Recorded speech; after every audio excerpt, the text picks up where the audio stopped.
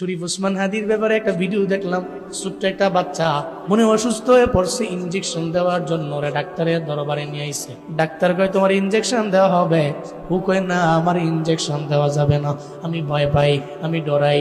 মুরব্বীরাও তো দেখবেন, এখানে অনেক মুরব্বীও আছে ইনজেকশনের বড্ড ভয় করে।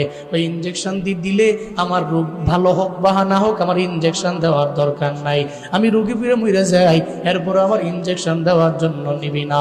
এই একটা ভয় অন্তরের মধ্যে অনেকেরই আছে।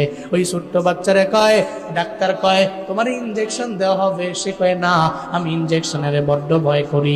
আবার ছোট বাচ্চা অটোমেটিক্যালি ভয় পাওয়ার তো স্বাভাবিক ব্যাপার।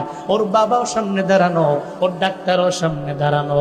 ওর বাবায় কয়, ও আমার সন্তান, একটা স্বাভাবিক ইনজেকশনের যদি ভয় পাও, তাহলে ওসমান হাদি তোমার ওই ভাইটার মতো কেমনে তুমি রাজপথের মধ্যে লড়বা?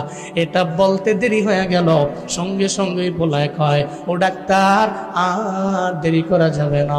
ওসমান হাদি ভাইয়ের কথা মনে পড়ে গেল, উনি তো রক্ত বিলীন করে দিয়া গেল জমিনের মধ্যে, আমরাও কেন হাদি হতে পারবো না?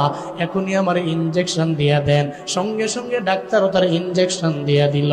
এরা হাদিরে মারল রে, কিন্তু লক্ষ লক্ষ মানুষের দিলে হাদিরা বসবাস করে, ঠিক কিনা?